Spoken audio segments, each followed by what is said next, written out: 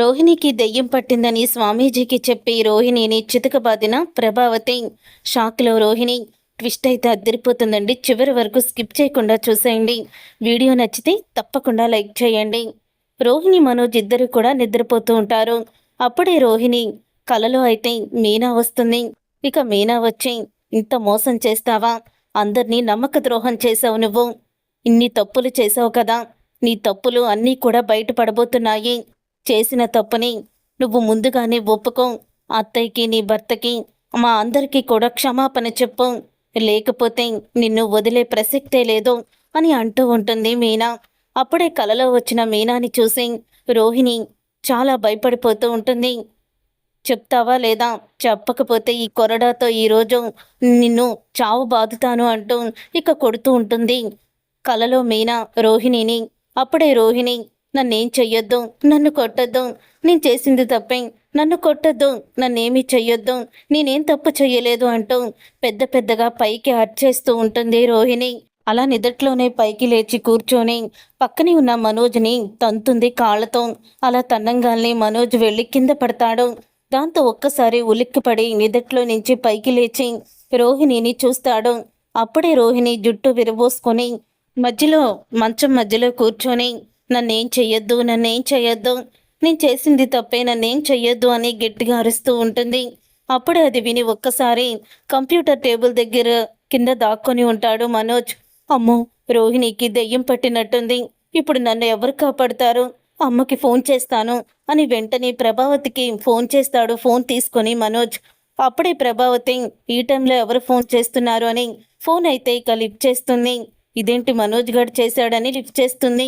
అప్పుడే, ఏంట్రా ఈ టైంలో చేసావేంటని అడుగుతుంది. అమ్మా, తొందరగా నా రూమ్కి రామ్మా, తొందరగా రా అని అంటూ గట్టిగా ఇక భయపడుతున్నట్టు మాట్లాడుతూ ఉంటాడు. రే మనోజ్, ఏమైందిరా నీకు?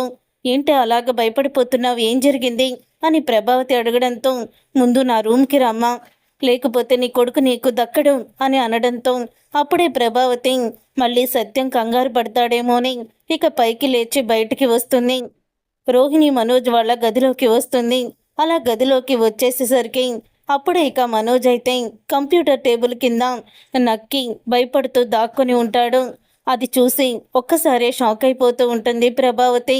ఇక షాక్ అయిపోతూ ఉండగా అప్పుడే ఇక మనోజ్, అమ్మ వచ్చావా అని అడుగుతూ ఉంటాడు.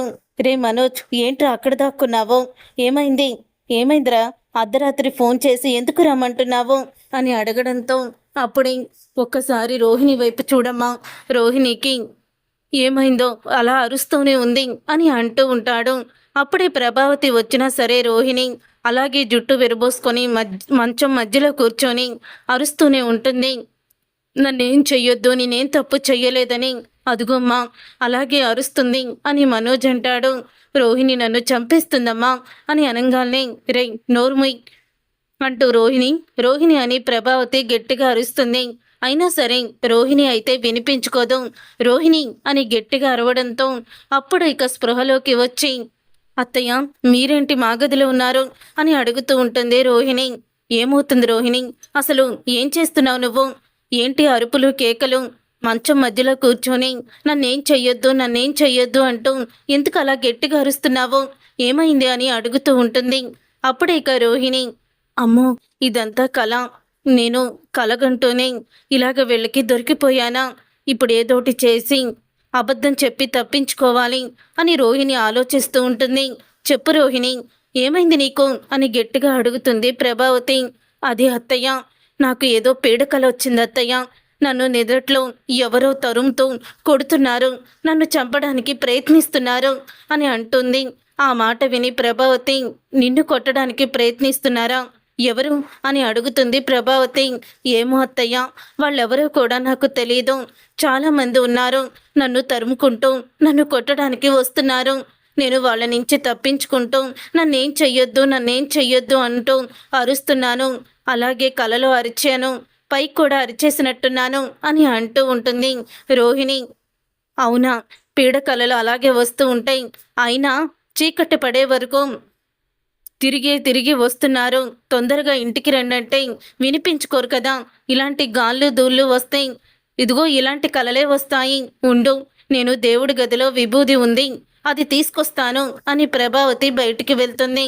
అలా ప్రభావతి దేవుడి గది దగ్గర మందిరం దగ్గరికి వెళ్ళిన తర్వాత వెనకాలే ఇక రోహిణి తనని ఏమన్నా చేసేస్తుందేమని భయంతో మనోజ్ కూడా ప్రభావతి వెనకాలే వెళ్ళిపోతాడు. అప్పుడే ప్రభావతి మనోజ్ని చూసి ఇక షాక్ అవుతుంది. ఇక మనోజ్ని చూసి షాక్ అవుతూ, రే ఏంట్రా నువ్వు నా వెనకాలే ఎందుకొచ్చావు అని అడుగుతూ ఉంటుంది.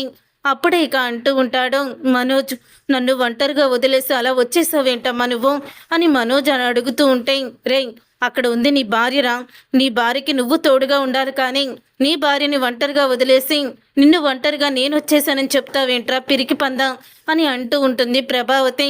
ఏమోనమ్మా నాకు అక్కడ చాలా భయమేస్తుంది. రోహిణి అలా కూర్చొని అలా కేకలు కొడుతుంటే నాకు చాలా భయంగా ఉందమ్మా. సమయానికి నువ్వు రాకపోతే నీ కొడుకు నీకు దక్కేవాడు కాదేమో అని మనోజ్ అనడంతో, రే ఎందుకురా అలా మాట్లాడుతున్నావు, పిచ్చి పిచ్చిగా మాట్లాడుకో అని అంటూ ఉంటుంది ప్రభావతి. నాకెందుకో అనుమానంగా ఉందమ్మా, రోహిణి వాళ్ళ నాన్న చనిపోయిన దగ్గర నుంచి కూడా ఇలాగే ప్రవర్తిస్తుంది, తనకి దెయ్యం పట్టిందేమో అని అంటాడు మనోజ్. ఆ మాట విని ఒక్కసారే ప్రభావతి, ఏంట్రా నువ్వు మాట్లాడేది, వాళ్ళ నాన్న చనిపోయిన దగ్గర నుంచి ఇలాగే ప్రవర్తిస్తుందా అని అడుగుతూ ఉంటుంది ప్రభావతి. అవునమ్మా, మొన్న కూడా ఇలాగే ప్రవర్తించింది, అప్పుడు కూడా ఏదో పీడకల అని నాతో ఇలాగే చెప్పింది, నీకు చెప్పినట్టే ఈరోజు కూడా అలాగే ప్రవర్తిస్తుంది. ఒకవేళ వాళ్ళ నాన్న కానీ వాళ్ళ నాన్న ఆత్మ కూతురు మీద ఇష్టం చంపుకోలేక ఆత్మగా ఆహ్వానించాడేమో అని అంటూ ఉంటే, అవునరా నువ్వు చెప్పేది నిజమే, కోరికలు తీరని వాళ్ళని ఎవరైనా చంపేస్తే ఖచ్చితంగా వాళ్ళు ఆత్మలుగా మారి వాళ్ళకి ఇష్టమైన వాళ్ళ దగ్గరికి వెళ్తారట. అలాగే రోహిణికి వాళ్ళ నాన్నంటే చాలా ఇష్టం, వాళ్ళ నాన్నకు కూడా రోహిణి అంటే చాలా ఇష్టం. ఇద్దరి మధ్య ఏదో చిన్న చిన్న గొడవలయ్యి విడిపోయారు. కూతురి మీద మనసు చంపుకోలేక ఇప్పుడు చనిపోయిన తర్వాత ఆత్మగా వచ్చి కూతురి దగ్గరే ఉండాలనుకుంటున్నాడేమో, తర్వాత చూసేసి వెళ్ళిపోతాడులే అని అంటూ ఉంటుంది ప్రభావతి. అమ్మ, ఆయన ఏమన్నా చూసేసి వెళ్ళిపోవడానికి బంధువా? ఇప్పుడు ఆయన చనిపోయాడు, ఆయన వస్తూ పోతూ ఉండడానికి ఆయన ఏమన్నా బంధువా? ఇక్కడే ఉంటాడు, ఏదో ఒకటి చెయ్యాలమ్మా అని అనగానే, రే మనోజ్ నాకు ఒక అనుమానం, ఆయన మలేషియాలో కూడా కదా చనిపోయింది, మరి ఇంత దూరం ఎలా వచ్చాడు, అప్పటికప్పుడు ఫ్లైట్లు దొరుకుతాయా అని అడుగుతూ ఉంటే, అమ్మ ఆయన గాలి రూపంలో ఉంటాడు, గాలికి దెయ్యాలకి పాస్పోర్ట్లు వీసాలు అవసరం లేదమ్మా అని అంటూ ఉంటాడు మనోజ్. అయితే అవునరా నువ్వు చెప్పింది కూడా కరెక్టే, రేపే భూత వైద్యుడిని కలుస్తాను, మన కామాక్షికి ఎవరైనా భూత వైద్యుడు తెలిసి ఉంటారు కదా, అడుగుతాను ఎవరైనా తెలిసేమో అని ప్రభావతి అనడంతో అప్పుడే ఆ మాట విని వెంటనే కామాక్షి అత్తయ్యకి ఫోన్ చెయ్యమ్మా, అక్కడ భూత వైద్యుడు ఎక్కడుంటాడో అడుగు అని అనగానే, ఇప్పుడు టైము 1 గంట అవుతుంది, ఈ టైంలో ఫోన్ చేసి భూత వైద్యుడు ఉన్నాడా ఎక్కడున్నాడో, మా రోహిణికి దెయ్యం పట్టిందంటే కామాక్షి నిద్రపోదురా, దానికి కూడా దెయ్యాలంటే భయమే, రేపొద్దున మాట్లాడుకుందాం, వెళ్ళి పడుకోరా అని ప్రభావతి అంటుంది. అమ్మా నేను మీ గదిలోనే పడుకుంటానమ్మా, అమ్మో రోహిణిని చూస్తుంటే నాకు భయమేస్తుంది అని చెప్తూ ఉంటాడు. అప్పుడే ఇక ప్రభావతి, రై ఈ విభూది నువ్వు రాసుకొని రోహిణికి రాసి వెళ్ళి పడుకో అని చెప్పంగానే, అమ్మో రోహిణికి నేను రాయాలా, నేను రాయను అని అంటాడు. అది నీ భార్యరా, నీ భార్యకి నువ్వే రాయాలి, వెళ్ళి రాయి అని అనగానే, ఏంటమ్మా అలా మాట్లాడుతున్నావు, రోహిణి నా భార్యే, కానీ ఇప్పుడు రోహిణిలో దెయ్యం ఉంది, నేనెలా రాయనమ్మా అని మనోజ్ అంటాడు.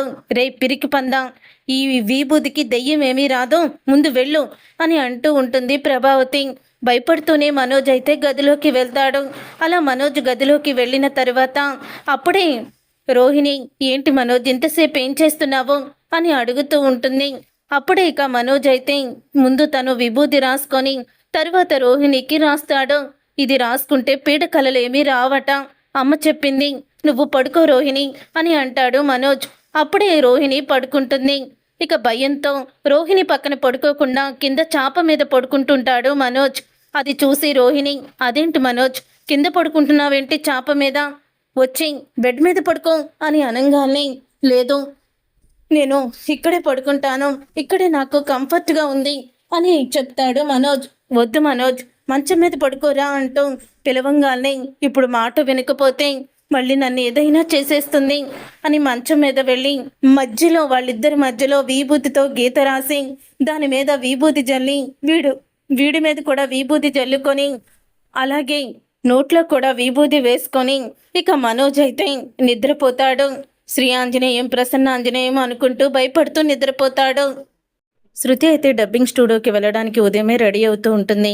అప్పుడే ఇక రవి వచ్చి ఇంకా స్టూడియోకి వెళ్ళలేదా, ఇంకా కూర్చునే ఉన్నావేంటి అని అడుగుతూ ఉంటాడు. కూర్చోకుండా నిలబడి ఉండాలా అని శృతి అడగడంతో మనం ఒక చోటుకి వెళ్దాం, అప్పుడు డబ్బింగ్ స్టూడియోకి వెళ్దాం అక్కడి నుంచి అని అడుగుతాడు. ఎక్కడికి? యోగా చేయడానికి యోగా క్లాస్కి వెళ్దామని రవి అనడంతో యోగా క్లాస్కా ఇప్పుడెందుకు అని శృతి అడుగుతుంది. ఏదో ఒకటి ఫిజికల్ యాక్టివిటీస్ ఉంటే మనకి ఒళ్ళు రాదు కదా అని అడుగుతూ ఉంటాడు రవి.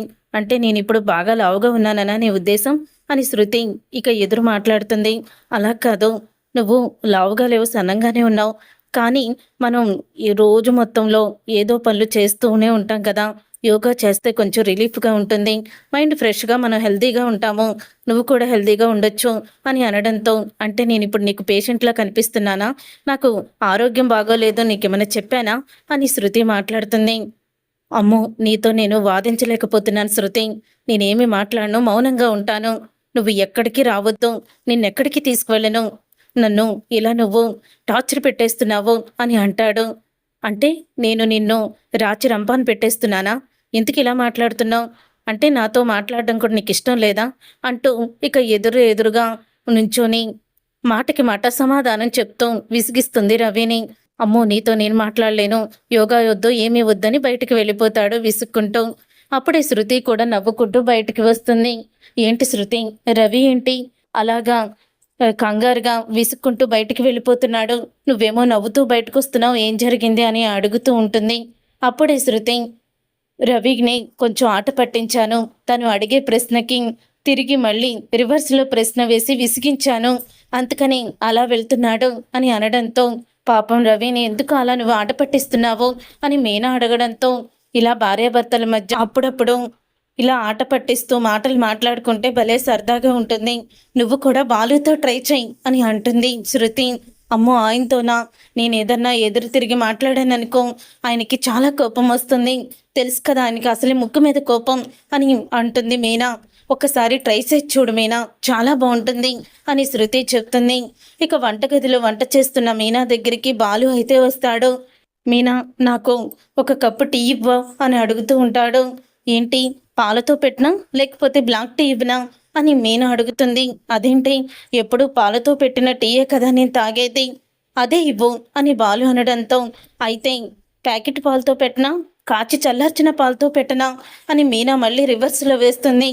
మీనా, అవేమి నాకు తెలుసు, ఏదో ఒకలాగా పెట్టు, షుగరు ఎక్కువ వెయ్యాలా, టీ పొడి తక్కువ వెయ్యాలా, ఎలా వేయను అని ప్రశ్నల మీద ప్రశ్నలు వేసి ఇక బాలుని విసిగిస్తుంది. అప్పుడే బాలు, నీ టీ వద్దు ఏమి వద్దు నాకు, నేను వెళ్తున్నాను అంటూ వెళ్ళిపోతుంటే ఆగండి, నేను ఆట పట్టిస్తున్నాను, రవిని శృతి ఇలాగే ఆట పట్టించింది, నువ్వు కూడా ఒకసారి ట్రై చేయి బాగుంటుందని నన్ను అంది, అందుకని ఇలా చేశాను, మీరు కంగారు పడకండి అని మీనా అయితే అంటుంది బాలుతో. అప్పుడే ఇక శృతి కూడా వచ్చి అవును బాలు, నేను ఎలా చేయమన్నాను అని శృతి అనడంతో తోటి కోడలు ఇద్దరూ కలిసి మా అన్నదమ్ముల్ని బాగానే ఆట పట్టిస్తున్నారు అని బాలు నవ్వుకుంటూ ఉంటాడు. తరువాత రోహిణి, మనోజు, ప్రభావతి ముగ్గురు కలిసి కామాక్షి ఇంటికైతే వెళ్తారు. అప్పుడే ఇక కామాక్షి ఇంటికి రావడంతో రోహిణి అడుగుతుంది, అదేంటి ఆంటీ, కామాక్షి వాళ్ళ ఆంటీ ఇంటికి తీసుకొచ్చారేంటి అని అడుగుతూ ఉంటుంది. రోహిణి, ఏం లేదమ్మా, లోపలికి రా అని అనగానే అప్పుడే లోపలికైతే వెళ్తారు. వెళ్ళిన తర్వాత అక్కడే ఇక ముగ్గు వేసి పసుపు కుంకుమ అంతా కూడా రెడీ చేసి పెడుతుంది కామాక్షి.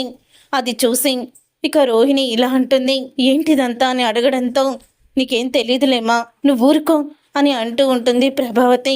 అప్పుడే మనోజ్ని పక్కకి తీసుకువెళ్ళి, మనోజ్ ఏంటిదంతా, నాకేం కాలేదు, నేను బాగానే ఉన్నాను, ఇప్పుడు ఇక్కడికి ఎందుకు తీసుకొచ్చారు, పద మనం వెళ్ళిపోదాం అని రోహిణి అంటుంది.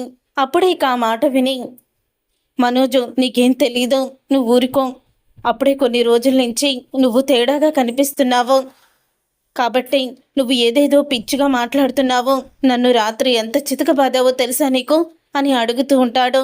అది ఏదో కలొచ్చి అలా చేశానులే, అంతే తప్ప నాకేం కాలేదు, నేను బానే ఉన్నాను అని రోహిణి అంటుంది. నీకు అలా అనిపిస్తుంది రోహిణి, నువ్వేం మాట్లాడుకో, అంతా మన మంచికే అని అంటూ ఉంటాడు.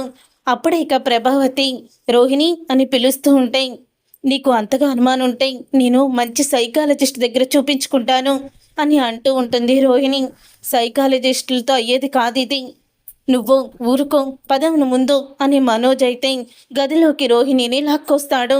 అప్పుడే రోహిణిని చూసి కామాక్షి భయపడిపోతూ ప్రభావతి దగ్గరికి వెళ్ళి పక్కకి వెళ్ళి నుంచుంటుంది. నాకేమీ కాలేదత్తయ్య, ఎందుకు ఇవన్నీ చేస్తున్నారు మీరు అని అడుగుతూ ఉంటుంది. రోహిణి, చూడమ్మా రోహిణి, నీ మంచికేనమ్మా ఇదంతా కూడా చేస్తుంది, నువ్వేమీ భయపడకో, అంతా కూడా మంచిగా జరుగుతుంది. కామాక్షి ఏంటి ముగ్గులు అని అడుగుతూ ఉంటే, స్వామీజీ గారు ఇవన్నీ సిద్ధం చేయమన్నారు అని అంటూ ఉంటుంది కామాక్షి. ఆంటీ నాకేం కాలేదు అని గట్టిగా అరుస్తుంది రోహిణి. అమ్మ రోహిణి, నువ్వు అంత గట్టిగా అరవకో, అసలే నాకు భయమేస్తుంది అని చెప్పడంతో ప్రభావతి పక్కకి వెళ్ళి నుంచొని భయపడుతుంది కామాక్షి. వదిన, ఆ స్వామీజీ ఆత్మని బానే పోగొడతాడా అని అనగానే, ఆయన ఎటువంటి ఆత్మనైనా బయటికి తరిమేస్తాడు, నువ్వేమీ కంగారు పడాల్సిన అవసరం లేదు వదిన. రోహిణి వాళ్ళ నాన్నే రోహిణిలో ఆవహించుంటాడు, కూతురు మీద ప్రేమ చావక తను కూతురు చుట్టూ తిరుగుతున్నాడు అనుకుంటా, కూతురు మీద వాలుంటాడు అని చెప్తూ ఉంటుంది కామాక్షి. అదేదో బ్రతుకున్నప్పుడు రావచ్చు కదా, ఆస్తి అయినా వచ్చేది, చచ్చిపోయాక కూతురు ఒంటి మీద వాళ్తే ₹1 కూడా ఏం లాభం అని ప్రభావతి అనడంతో, వదిన అసలే దెయ్యం టెన్షన్తో ఉంటే మళ్ళీ నువ్వేంటి అలా మాట్లాడుతున్నావు అని అడుగుతూ ఉంటుంది కామాక్షి. ఇంతలో స్వామీజీ అయితే అక్కడికి వస్తాడు. స్వామీజీ రావడంతో స్వామీజీని చూసి కామాక్షి, రండి స్వామీజీ, అక్కడే ఆగిపోయారే, లోపలికి రండి, ఇక్కడ అంతా సిద్ధం చేశాను అని అంటూ ఉంటుంది కామాక్షి. అప్పుడే స్వామీజీ లోపలికి వస్తూ ఇలా అంటాడు, ఈ ఇంట్లో ఆత్మ ఉంది, ఎక్కడుందా అని చూస్తున్నాను అని అటు ఇటు తిరుగుతూ ఇక అంటూ ఉంటాడు. ఆ మాట విని మనోజ్, ప్రభావతి, కామాక్షి, రోహిణి షాక్ అయిపోతూ ఉంటారు. నాలో ఏ ఆత్మ లేదో, నాకేమీ ట్రీట్మెంట్ అవసరం లేదో అని రోహిణి వెళ్ళిపోతూ ఉంటే, ఆగమ్మ రోహిణి ఆగు అని గట్టిగా అరుస్తుంది. అప్పుడే ఇక ప్రభావతి కోపంగా చూస్తుంది వెనక్కి తిరిగి రోహిణి ఎలా చూసినా కూడా దెయ్యం చూసినట్టే ఉంటుందని ఇక భయపడిపోతూ ఉంటుంది కామాక్షి. అంత గట్టిగా పిలవకు వదినా, మళ్ళీ ఆ దెయ్యం కానీ వచ్చేస్తే మనం అందరం పారిపోవాలి అని కామాక్షి భయపడుతుంది. అప్పుడే ప్రభావతి దగ్గరికి వెళ్ళి, అమ్మ రోహిణి, రామ్మ నా మాట విను, నువ్వు వచ్చి అక్కడ కూర్చో, ఆయన ఆత్మ ఏదైనా ఉంటే బయటికి తరిమేస్తాడు, అప్పుడు ఎటువంటి ప్రాబ్లం ఉండదు, వచ్చి కూర్చోమ్మా అని అప్పుడే బ్రతిమలాడుతూ ఉంటుంది రోహిణిని. ఇక ఇంతలో స్వామీజీ వచ్చి ఈ ఊళ్ళో ఆత్మ ఉంది అని ప్రభావతిని చూపిస్తూ అంటాడు. ఆ మాట విని ఒక్కసారి అందరూ షాక్ అయిపోతూ, స్వామి, నా ఒంట్లో కాదో ఆత్మ ఉండేది, నా కోడలి ఒంట్లో అని అనగానే, నాకు తెలుసు, కానీ ఇప్పుడు ఆత్మని మనం దారి మళ్లించాలి, మన వైపుకి తిప్పుకోవాలంటే ఇలాగే చెప్పాలి అని స్వామీజీ అక్కడ కవర్ చేసుకుంటాడు. వచ్చింది దొంగ స్వామీజీ కాబట్టి ఈ బాలికని తీసుకొచ్చి ఆ ముగ్గులో కూర్చోబెట్టండి అని తను కూడా వెళ్ళి పీట మీద కూర్చుంటాడు.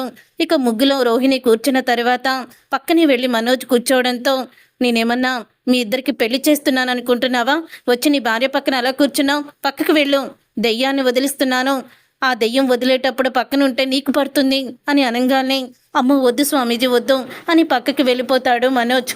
తర్వాత ఇక రోహిణిని చూస్తూ స్వామీజీ అయితే ఇలా అంటాడు, మీ ఇంట్లో ఈ అమ్మాయికి సంబంధించిన ఎవరైనా దూర బంధువులు ఎవరైనా చనిపోయారా అని అడుగుతూ ఉంటే, చాలా కరెక్ట్గా చెప్పారు స్వామి, వాళ్ళ నాన్నే చనిపోయారు అని ప్రభావతి చెప్తుంది.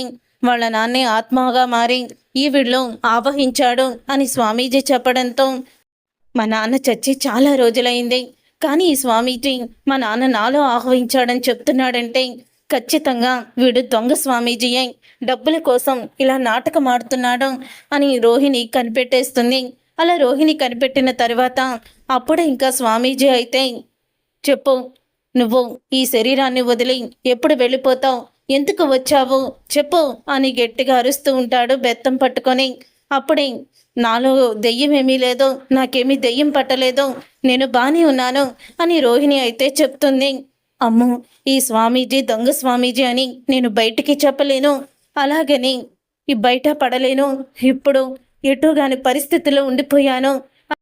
రోహిణి లోపల టెన్షన్ పడుతూ ఉంటుంది. నువ్వు ఇలా వెళ్ళవో, నీకు జరగాల్సిన ట్రీట్మెంట్ జరిపించాల్సింది అని అనుకుంటూ అప్పుడే ఇంకా స్వామీజీ ట్రీట్మెంట్ మొదలు పెడతాడు. ప్రతిరోజు నిదట్లో లేసి రకరకాలుగా అరుస్తుంది, నన్ను కొడుతుంది స్వామి అని అనంగాల్ని, ఓహో కొడుతుందా, అయితే ఈ దయ్యాన్ని కూడా అలాగే కొట్టి మనం బయటికి తరిమెయ్యాలి అని బెత్తం తీసుకొని రోహిణి కాళ్ళ మీద కొడతాడు. ఒక్కసారి రోహిణి అమ్మా నిప్పొస్తుంది అని గట్టిగా అరుస్తుంది. మళ్ళీ కొడతాడు.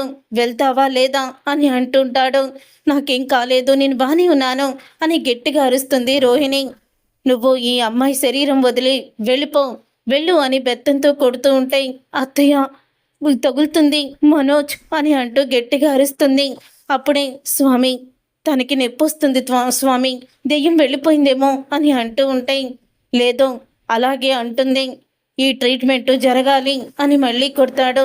స్వామి తనకి నిజంగానే తగులుతుంది అంటుంది కదా అని అంటూ ప్రభావతి చెప్పడంతో సరే వదిలేయమంటారా, నాకు తెలిసి ఆ దెయ్యం వదలడం లేదు, అది బాగా పట్టి పీడిస్తుంది, ఈ దెబ్బలకి అది పోయేలా కనిపించడం లేదు, అందుకని 3 రోజులు మీరు క్రమం తప్పకుండా ఉదయం సాయంత్రం నేను ఎలాగైతే కొట్టానో మీరు కూడా ఇంట్లో అలాగే కొట్టండి అని అంటాడు. ఆ మాట విని రోహిణి షాక్ అయిపోతూ ఏంటి 3 రోజులా అని స్టన్ అయిపోతూ ఉంటుంది. అవును, ఉదయం సాయంత్రం కూడా నేను కొట్టినట్టే కొట్టండి అని అనగానే మనోజ్ ఇలా అడుగుతాడు.